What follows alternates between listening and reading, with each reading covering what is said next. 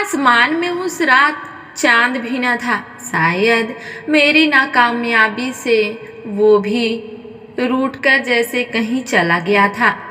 हर तरफ से निराशा, हताश मैं ऑफिस या कैद खाना से निकलकर यहाँ इस ब्रिज पर चला आया था। जी, इसी ब्रिज के किनारे बनी 4 इंच की पट्टी पर खड़ा मैं समुंदर की आती जाती काली लहरों को देखने की और महसूस करने की नाकामयाब कोशिश कर रहा था।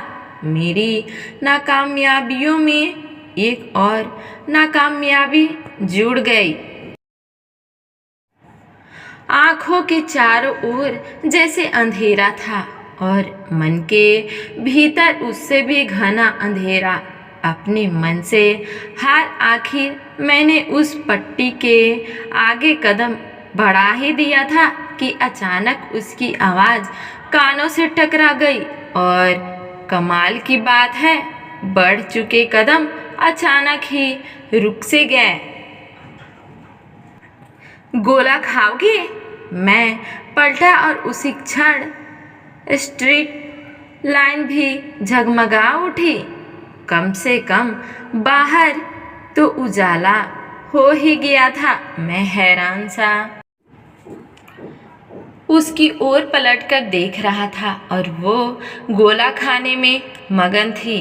उसकी नज़र मुझसे मिलते ही मैंने उसे घूरा तो थोड़ा सा अचकचाकर बोली, यार मुझसे अकेले गोला नहीं खाया जाता, लेकिन आज वो गोले वाला टकरा गया तो साथ में किसी के न होने पर भी मैंने उससे ले लिया। अब अकेले मज़ा नहीं आ रहा, खाओगे क्या? मैं क्या पागलपन था? ये क्या पागलपन था? क्या मैं उसे जानता था? नहीं। मैंने पूछा, क्या मैं तुम्हें जानता हूँ? नहीं, पर गोला बांटने के लिए जानना ज़रूरी नहीं। मैंने उसे घूरा तो बोली, यार यहाँ से गिरने पर मरोगे नहीं, इतनी गारंटी है मेरी। और वो गार्ड्स देख रहे हो, वो तुम्हें डूबकर मरने नहीं देंगे। अब हाथ पैर तुड़ाकर घर में बिस्तर पर पड़ने का शौक है तो वैसे बताओ, मैं कुछ गुंडों को जानती हूँ, ज़्यादा अच्छा काम देंगे।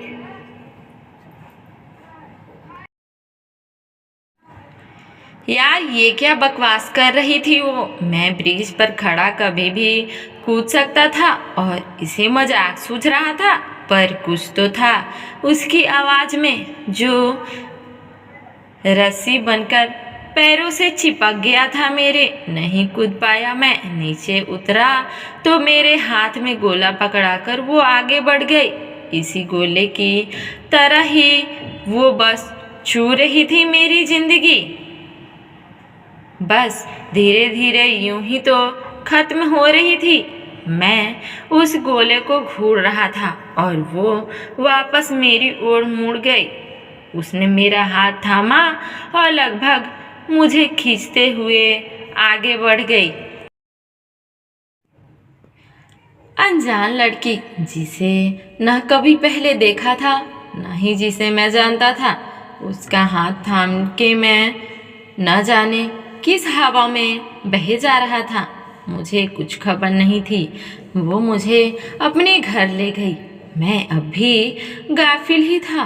कुछ होश न था कि वो क्या हो रहा है, बस चले जा रहा था उसके संग, उसके पीछे।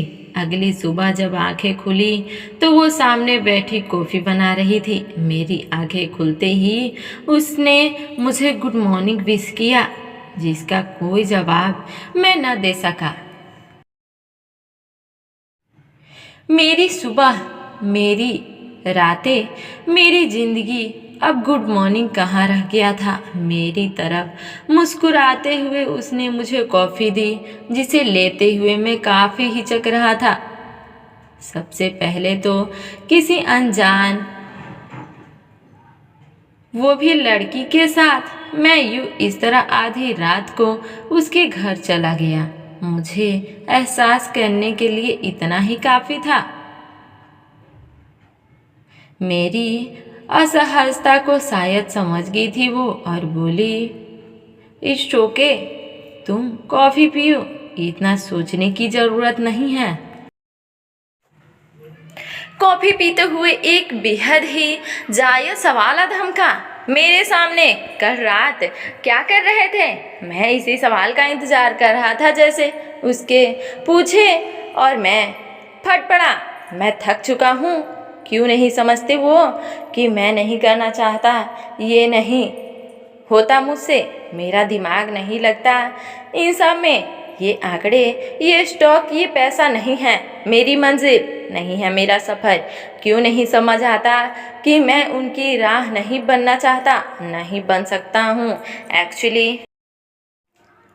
वो आंखें फाड़े मुझे देख रही थी। बोली, किसकी तरह? कौन? किसकी बात कर रहे हो? डैड कभी नहीं समझते मुझे। नहीं समझ आता उन्हें कि उनकी कंपनी में मुझे कोई इंटरेस्ट नहीं है। उनके कहने पर मैं पिछले 3 सालों से कोशिश कर रहा हूँ, लेकिन ये बिजनेस मेरी समझ नहीं आता। अब कठपुतलियाँ लगते हैं मुझे उस ऑफिस में। रोज एक ही काम, वही एक रूटीन। ऐसा नहीं है कि मैंने कोशिश नहीं की, लेकिन मैं नाकामयाब रहा, फेल हो गया पापा को उनका मनचाहा रिजल्ट देने में। समझते ही नहीं वो कि मैं नहीं बना हूँ इन सब के लिए। मैं हाँफने लगा था। किसके लिए बने हो फिर? मैं लिखना चाहता हूँ, लेखक बनना चाहता हूँ, लेकिन वो माहौल ही नहीं मिलता मुझे। लेखन को माहौल की नहीं, मन की ज़रूरत होती है। बड़े ही सहजता से बोल दिया था उसने। मैं अब उसे आंखें फाड़े देख रहा था। वो अपनी कॉफ़ी ख़त्म करके उठी और शायद मुझे समझ आ गया कि मैं क्या कहना चाहता हूँ। अपनी कॉफ़ी ख़त्म करके मैं अपने रास्ते निकल गया। उसका एहसास मन में लिए ग्लास डोर के आगे खड़ा मैं उसे देख रहा था। वो सागर की लहरें की तरह डोल रही थी। उसकी आंखें, उसके हाथ बजते संगीत के साथ बह रहे थे और मेरी आंखें उनके साथ यहाँ वहाँ डोल रही थी। वो बिल्कुल गालिब थी उनकी नृत्य में और मैं खोया था।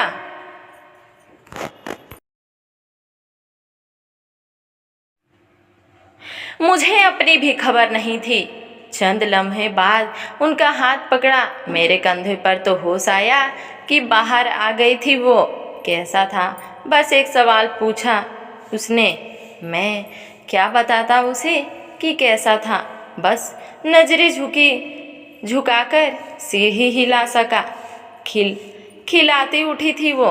उसकी हंसी ले जा रही थी मुझे कहीं दूर उसकी झलाहटों से। दिन बीत रहे थे। ऑफिस में मेरा ध्यान अब लगने लगा था। पापा के चेहरे पर सुकून बिखेरने लगा था। मैं खुश था इसलिए नहीं कि अब स्टॉक्स उछलने लगे थे, इसलिए भी नहीं कि कलम को गति मिल रही थी, बस इसलिए क्योंकि उसकी खिलखिलाता चेहरा अब मेरे सामने होता था। वो अब नाचती थी तो मेरा मन भी मोर की तरह नाचता था। वो जब डूब जाती थी उस संगीत में, उस धुन में, जब थिरकती थी उस ताल पर, तो मेरा मन भी उसके साथ ही थिरकने लगता था उसकी ताल पर। ऐसा कुछ तो था उसमें जो अलग था।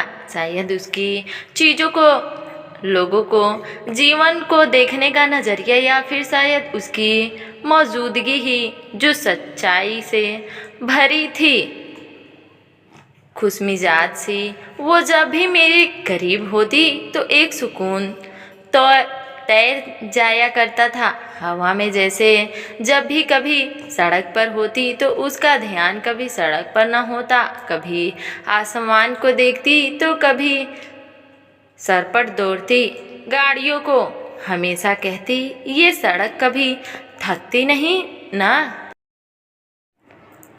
अगर ये थम जाए तो क्या हो, क्या हो अगर इसके कानों पर बैठी कुछ जिंदगियों को कोई सुकून दे दे। क्या हो अगर यहाँ जीवन को ढेर पर लगे बैठे लोगों पर ध्यान जाए किसी का। क्या हो अगर ये तेज दौड़ती गाड़ियाँ थम जाए किसी बेजुबान को देख और ना फैले सड़क पर खून उनका, जिनके रहने की जगह छीन ली हमने, वो जो कभी कह नहीं पाते कि हमारी जल्दबाजी किस कदर भारी पड़ती है। वो बोलती जा रही और मैं बस सुनता जाता। बहुत कमज़ोर सी थी वो, आँखों के नीचे गड्ढे, ऐसा लग रहा था जैसे सदियों की बीमारी है। लेकिन उसकी आँखों की चमक ऐसी थी कि उसकी आँखों से नज़रें हटने ही नहीं देती थी। मैं बस उन आँखों में ही खोकर रह जाता था हमेशा की तरह। आज भी उसकी नृत्य कक्षा के बाद उसकी बदन से बह रहे पसीने को अपने रुमाल से साफ करता मैं उसे अपने बेहद करीब महसूस कर रहा था। थकी हारी सी वो हाथ थामे कक्षा की कोनों में जा बैठी। जब भी वह नाचकर हटती तो उसके चेहरे पर अलग ही नूर होता था, जैसे कि उस धुनों को जीती थी वो। मैंने उससे पूछा, तुमने ये कब बहुत भाता है ना, तुम्हें ये सब बहुत भाता है ना।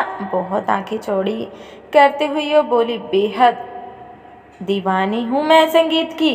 जब उपकरणों से उड़ती धुन सुनती हूँ तो लगता है कि जैसे बांसुरी की लय मुझ में से ही कहीं उठ रही है।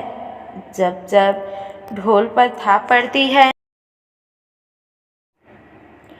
तो मेरा दिल खुद पर एक थाप महसूस करता है। जब भी घुंघरू छनछनाते हैं तो मेरे पैर खुद ब खुद ही हिलने को बेकरार हो जाते हैं। ये संगीत, ये नृत्य मेरे रंग रंग में समाया है। तुम जानते हो, घर पर पापा हमेशा चाहते थे कि मैं कुछ पर ध्यान न देकर केवल पढ़ाई पर ही दिमाग लगाऊं। मैंने बहुत कोशिश की, लेकिन यह संगीत मेरी रगों से नहीं निकलता और फिर मेरे संतुलन बिठाने की ठानी। उन्हें उस रात ब्रिज पर जब देखा मैंने तो उससे मुझे अपने ही दर्शन हुए। किसी वक्त मैं भी यूं ही हताश और निराश थी। बस फर्क यही था कि तुम्हारी तरह खुद को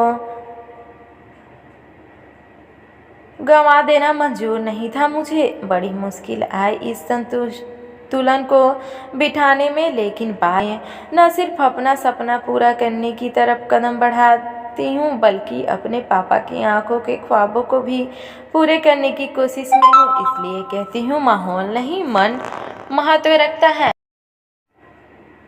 अक्सर ही ऐसी बड़ी बातें सहजता से कह जाती थी वो, और मैं बस उसकी बातों को ही महसूस करता रहता था। दिन ब दिन ढल रही थी वो, बेहद ही कमज़ोर होती जा रही थी। मैं जब भी उससे पूछता तो वो मजाक में उड़ा देती, कहती घर वाले खाने को नहीं देते ना, इसलिए पतली हो रही हूँ। लेकिन मैं जानता था कि कहीं कुछ तो गड़बड़ है।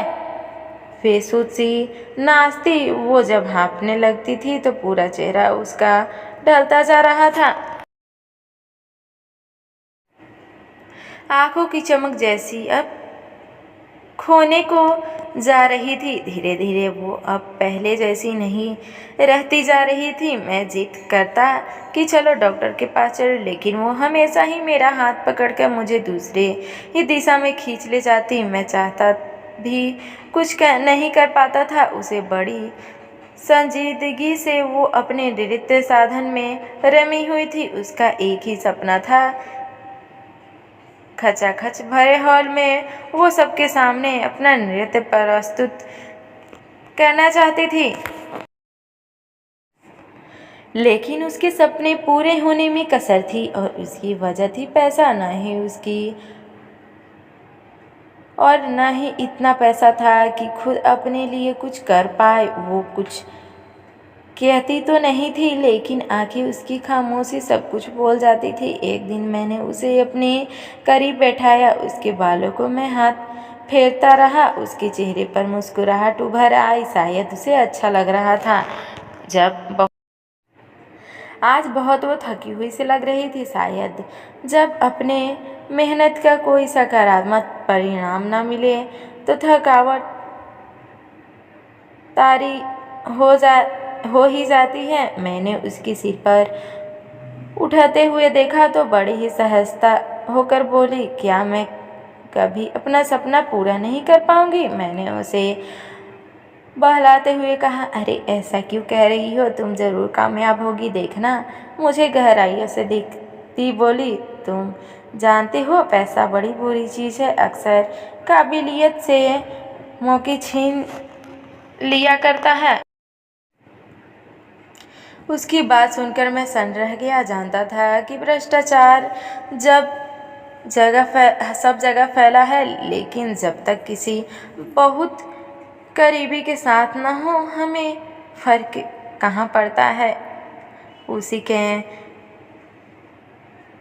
इंस्टीट्यूट से न जाने कितने ही उसके काबिलियत वाले को आगे बढ़ता देखा था। मैंने उसकी बात का गहरा असर रह गया था मुझ पर। मुझे अब शायद समझ आ गया था कि उसकी आंखों की चमक गायब होने के पीछे की वजह क्या थी।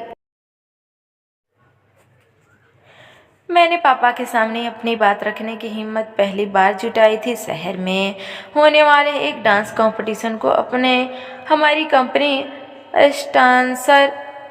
स्पॉन्सर कर रही थी। मैं उसके सपने को पूरा करने के बाद एक कदम दूर था। मैं जानता था कि उसे बस एक मौके की ज़रूरत थी, उसके बाद वो अपनी उड़ान खुद भरने में सक्षम थी। मैंने जोर शोर से तैयारी शुरू कर दी, उसकी आंखों की चमक और उसकी मुस्कुराहट वापस लाने की। इस समय बस एक ही दिक्कत थी, मैं उससे मिल नहीं पा रहा था। उसकी सपनों को पूरा करने की जिद में उसे देखे हुए भी महीना बीत चुका था। उसको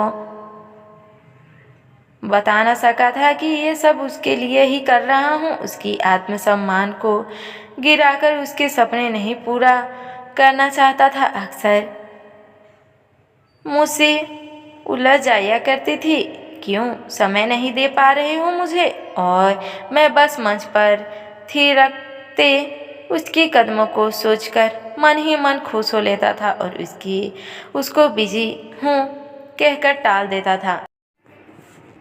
एक दिन अचानक ही सुबह उसका फ़ोन आया। उसकी खनखनाती आवाज़ आज ज़्यादा ही खुश लग रही थी, लगभग चीखते हुए भी बोली थी कि मुझे मौका मिल गया है। आज सुबह ही सर का फ़ोन आया था, आने वाले शहर के सबसे बड़े कॉन्सर्ट में मुझे परफॉर्म करने का मौका मिला है। I am feeling like on top of the world. मैं बहुत खुश हूँ, तुम आज मिल सकते हो क्या?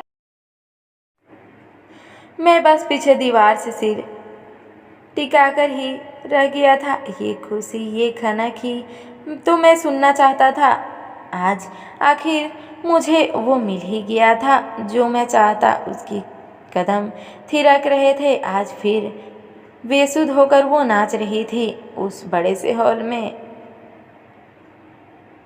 उबल पड़ने को तैयार भीड़ के बीच जब उसका सपना पूरा हो गया था, उसकी साधना मंजिल तक पहुंच गई थी। संगीत खत्म होने पर तालियों की गूंज ने पूरे हॉल को गुंजा दिया था। लेकिन वो तालियों की गूंज ज़्यादा देरी तक टिक नहीं सकी। अपने कत्थक के आखिरी फेरे लेते हुए तालियों की गूंज के बीच गस खाकर वो गिर पड़ी। पूरे हॉल में सन्नाटा सा पसर गया। मैं उसे अब गोद में लिए कार की ओर आगे बढ़ रहा था। नाक से उसकी खून बह रहा था। ऐसा लग रहा था कि एक और नाकामयाबी मुझे जकड़ने को तैयार खड़ी थी। बीप बीप बजती मशीनों के बीच घिरे वो मुश्किलों से सांस ले पा रही थी। मेरी आंखें से शिकायतें बह रही थी। उसकी आंखें खुली तो बस इतना ही कह पाया था, मैं तुम जानती थी ना। उसकी कोई जवाब नहीं दिया था।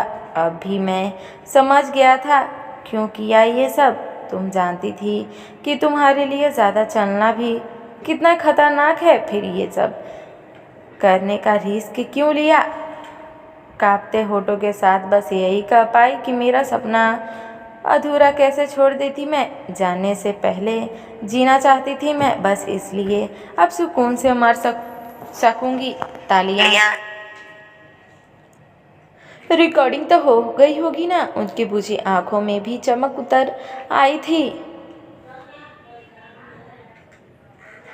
ल्यूकीमिया था उसे, ब्लड कैंसर लास्ट स्टेज पर थी वो। जब उसे मालूम चला उस बड़े से शहर में इलाज के लिए उसका नंबर आने तक वो लगभग समाप्त हो चली थी। दवाइयों का असर नहीं था और कीमो के लिए पैसे नहीं थे। क्यों नहीं उसने मुझे बताया। अगर मैं उसके इतने भी काम न आ सका तो फिर मेरे मौजूदगी का क्या फायदा था। खुद पर भी चिढ़ थी मुझे। क्यों मेरे उसके जबरदस्ती नहीं पूछा। मैं उसका हाथ अपने हाथ में थामे बस बैठा ही रह गया था। 6 महीने की इलाज और कीमो के बाद भी मैं उसे बचा न सका, लेकिन मेरे मन ही खुद को बसा गई थी वो। जाते जाते भी अपने सपने के लिए जीने का हुनर सिखा गई थी वो। कोई भी काम को करने के लिए माहौल की नहीं, बस काम की ज़रूरत होती है और मन की ज़रूरत होती है। इसका एहसास पुरजोर कर आ गई थी वो